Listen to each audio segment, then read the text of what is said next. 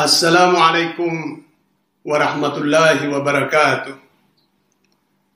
Alhamdulillahilladzi anzala as-sakinata fi qulubil mu'minin wasta'mara an-nasa 'alal 'alamin. Wassalatu wassalam ala khairil anbiya'i wal mursalin sayyidina wa maulana Muhammad al-mab'uthi rahmatan lil alamin wa ala alihi wa sahbihi sadatil kiram al-mujahidin as-salihin. Amma ba'd. Saudara-saudara sekalian, tema pengajian kita pada hari ini adalah jalan sesat kaum teroris. Tema ini sengaja kita ambil untuk merespon adanya serangan kaum teroris terhadap Gereja Katedral Makassar baru-baru ini. Sekaligus untuk mengevaluasi, mempertanyakan apa motivasi yang mendorong seorang umat beragama, khususnya seorang muslim, untuk melakukan tindakan teroris, merusak dan membunuh orang lain, bahkan membunuh dirinya sendiri. Saudara-saudara sekalian, tapi sebelumnya itu, kita harus mengetahui bahwa sebenarnya perilaku teroris itu tidak hanya ada di kalangan muslim, juga ada di kalangan umat-umat agama lain. Sudah sering kita mendengar betapa banyaknya mahasiswa dan pelajar di Eropa dan Amerika tewas akibat serangan teroris di kampus-kampus mereka. Juga kita sudah biasa mendengar bagaimana aktivis teroris selalu melakukan aksi menggunakan konflik yang berkepanjangan di Irlandia, sampai mereka berani menyerang pos-pos polisi anti-teroris. Juga peristiwa yang tidak bisa dilupakan oleh kita semua adalah serangan teroris yang brutal terhadap jamaah masjid yang sedang beribadah di Selandia Baru, menewaskan 51 orang dan melukai 40 orang lainnya.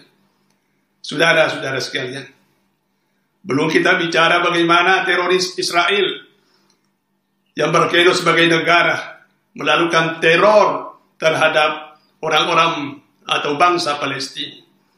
Saudara-saudara sekalian, semua itu adalah perilaku teroris yang dilakukan oleh umat-umat agama lain. Tetapi karena dunia sekarang lebih banyak mengekspos ke permukaan tindakan-tindakan teroris yang dilakukan oleh pelakunya umat Islam, maka biarlah kita terima sebagai kenyataan.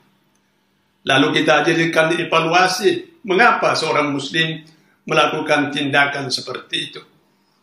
Saudara-saudara sekalian, menurut pengamatan saya, ada 3 jalan sesat yang dilakukan oleh kaum teroris itu, khususnya teroris muslim. Yang pertama ialah mereka gagal memahami ajaran dasar Islam. Mereka tersesat memahami ajaran dasar Islam. Mereka tidak bisa membedakan mana ajaran dasar dan mana ajaran non-dasar. Yang kedua adalah mereka tersesat dalam menempatkan dan memakai dalil-dalil syariah, sehingga kadang-kadang dalil-dalil syariah yang mereka gunakan tidak pada tempatnya untuk membenarkan tindakan-tindakan mereka. Yang ketiga adalah kesesatan mereka dalam memilih jalan jihad yang mereka tempuh. 3 persoalan tersebut kita akan uraikan sebagaimana berikut ini. Saudara-saudara sekalian, yang pertama, bahwa mereka tersesat dalam memahami ajaran dasar Islam. Bahwa ajaran dasar Islam yang sebenarnya adalah kemaslahatan umum umat manusia. Ajaran dasar ini juga merupakan ajaran dasar semua agama di dunia ini. Semua agama menghendaki terwujudnya kemaslahatan umat manusia. Tidak ada agama yang menghendaki kerusakan dan kemudaratan. Kemaslahatan umat manusia itu ditandai dengan adanya perdamaian dan kedamaian, adanya kegotong royongan, adanya kehidupan bersama, adanya solidaritas, adanya saling membela dan melindungi saudara-saudara. Dan oleh karena itu, agama Islam sangat mementingkan damai dan perdamaian. Kalau suatu saat ada kelompok tertentu yang ingin mengacau perdamaian itu, maka agama Islam membolehkan untuk melawan para pengacau perdamaian itu. Agama Islam membolehkan memerangi orang-orang yang sengaja mengacau perdamaian dan merusak kedamaian umat manusia. Dengan kata lain, dalam Islam pun dibolehkan perang. Tapi perang di sini bukanlah ajaran dasar. Perang hanyalah berlaku sementara. Dan pada saat para pelaku pengacau perdamaian itu sudah dapat dilumpuhkan, maka semuanya kembali ke ajaran dasar, yaitu kedamaian dan perdamaian. Ajaran dasar inilah yang harus ditegakkan terus-menerus, kapan dan di mana saja. Sementara kaum teroris justru menjadikan perang itu adalah ajaran dasar. Karena mereka menjadikan perang sebagai ajaran dasar, maka menurut mereka kapan dan di mana saja. Kalau masih ada orang yang kafir menurut mereka, maka perang harus diteruskan terus-menerus tanpa akhir. Itulah ajaran dasar kaum teroris menurut pemahaman mereka. Dan disitulah letak kesesatan mereka. Saudara-saudara sekalian, untuk melakukan pembenaran terhadap ajaran dasar yang mereka pahami itu, maka mereka pula keliru dan sesat dalam menggunakan dalil-dalil syariat. Mereka menggunakan salah satu hadis yang mengatakan, "Umirtu an uqatilan nasa hatta yashhadu an la ilaha illallah wa anna Muhammadar Rasulullah."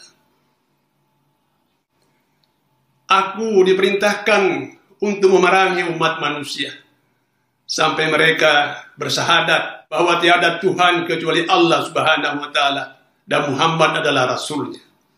Inilah dalil yang mereka selalu gunakan. Dan disitulah letak kekeliruan mereka. Mengapa mereka keliru memakai hadis itu? Karena hadis itu adalah hadis yang kalimatnya bersifat umum. Kalimatnya multitafsir. Siapa yang harus diperangi dan siapa yang harus tidak diperangi. Itu tidak dijelaskan dalam hadis itu. Pengertiannya terlalu umum, saudara-saudara. Padahal hadis itu berfungsi untuk menjelaskan kandungan Al-Quran, untuk memerinci dan menegaskan kandungan Al-Quran, bukan memberikan pengertian-pengertian umum global yang multitafsir. Memang di dalam Al-Quran ada juga perintah untuk berperang. Dalam surah Al-Baqarah disebutkan, وَقَاتِلُوا فِي سَبِيلِ اللَّهِ الَّذِينَ يُقَاتِلُونَكُمْ وَلَا تَعْتَدُوا إِنَّ اللَّهَ لَا يُحِبُّ الْمُعْتَدِينَ. Perangilah di jalan Allah orang-orang yang memerangimu, dan janganlah kamu melampaui batas. Inna Allah la yuhibbul mu'tadin. Sesungguhnya Allah Subhanahu wa taala tidak menyukai orang-orang yang melampaui batas. Jadi dalam ayat tersebut sudah ditegaskan dan sudah dirinci bahwa golongan yang harus diperangi hanyalah mereka yang memerangi Islam. Hanyalah mereka yang menghina Islam. Mereka yang tidak memerangi Islam, mereka yang tidak mengganggu umat Islam, tidak boleh diperangi. Dan karena itu, hadis yang bersifat umum tidak boleh digunakan lagi untuk menjadi dasar dalam menetapkan suatu hukum, karena ayatnya sudah diperinci oleh ayat itu sendiri. Dan saya yakin saudara-saudara sekalian, bahwa hadis yang berbunyi umirtu an uqatilan nas hatta yashhadu Allah ilaha illallah wa anna Muhammadar Rasulullah, itu besar kemungkinannya diucapkan oleh Rasul sebelum tercapai perdamaian damai dengan Yahudi, Nasrani, dan umat agama lain di sekitar Madinah. Dan pada saat perjanjian damai telah dicapai dalam bentuk piagam Madinah, tidaklah mungkin Rasulullah memerintahkan umatnya, umat Islam, untuk memerangi kembali orang-orang yang tidak beriman kepada Allah dan tidak beriman kepada Rasulullah. Karena itu adalah sifat yang tidak mungkin dilakukan oleh Rasul. Rasul adalah as-siddiq, maha jujur, dan juga maha amanah. Tidak mungkin mengkhianati perjanjian yang beliau bikin sendiri. Saudara-saudara, Jadi sekali lagi dapat kita tegaskan bahwa orang-orang yang tidak memerangi Islam dan tidak mengganggu umat Islam adalah orang yang tidak boleh kita perangi. Kita harus perlakukan dengan baik dan dengan adil. Di dalam surah Al-Mumtahanah ayat 8, Allah Subhanahu wa taala berfirman, "La yanhaakumullahu 'anil ladzina lam yuqatilukum fid din wa lam yukhrijukum min diyarikum an tabarruhum wa tuqsitu ilaihim innallaha yuhibbul muqsitin." Allah tidak melarang kamu untuk berbuat baik terhadap orang-orang yang tidak memerangi kamu karena agama dan juga tidak mengusir kamu dari negerimu, dan berbuat adillah kepada mereka. Sesungguhnya Allah menyukai orang-orang yang berbuat adil.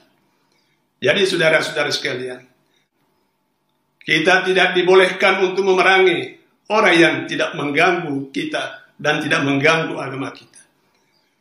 Seperti yang telah dilakukan oleh Rasulullah SAW dalam kasus piagam Madinah itu. Beliau telah berdamai dengan mereka. Saudara-saudara sekalian, kesesatan yang ketiga adalah kaum teroris keliru dalam menempuh jalan perjuangan yang mereka pilih. Di dalam Al-Quran memang telah digariskan, "Falyuqatil fi sabilillahi alladhina yasruna al-hayata ad-dunya bil akhirah, wa man yuqatil fi sabilillahi fayuqtal aw yaglib fasawfa nutihim ajran atima." Hendaklah mereka berperang ke jalan Allah, orang-orang yang mempertaruhkan dunianya demi memperoleh akhirat. Dan barang siapa yang berperang di jalan Allah, lalu mereka terbunuh mati syahid, atau mereka menang dalam perang itu, maka Allah Subhanahu wa taala menyiapkan pahala yang besar. Dalam ayat tersebut sama sekali tidak ada kalimat yang menunjukkan bahwa seorang mujahid boleh membunuh dirinya sendiri. Mereka bisa mati, tapi mati syahid karena dibunuh oleh musuh, bukan membunuh dirinya sendiri. Membunuh diri adalah suatu perbuatan dosa besar yang dilarang oleh Allah Subhanahu wa taala. Dalam surah An-Nisa ayat 29-30, Allah Subhanahu wa taala berfirman, "Wala taqtulu anfusakum, innallaha kana bikum rahima." Janganlah kamu membunuh dirimu sendiri. Sesungguhnya Allah adalah Maha Pengasih dan Penyayang. "Wa may yaf'alu dzalika udwana wa dzulma fasawfa nuslihi nara wa kana dzalika 'alallahi yasira."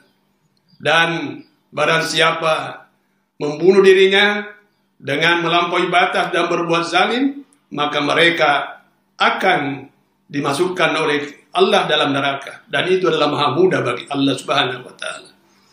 Saudara-saudara sekalian, jadi tiada jalan sama sekali untuk membenarkan perilaku teroris itu yang bunuh diri atau melakukan bom bunuh diri dengan menggunakan dalil-dalil syariat manapun. Tidak ada sama sekali sepotong ayat yang membolehkan bunuh diri, termasuk bunuh diri dalam peperangan. Itulah jalan kekeliruan yang mereka tempuh sebagai kesesatan yang ketiga, yang menurut saya sesuai dengan pengamatan yang saya telah lakukan. Saudara-saudara sekalian, saya kira demikian. Terima kasih. Billahi taufiq wal hidayah. Wassalamualaikum warahmatullahi wabarakatuh.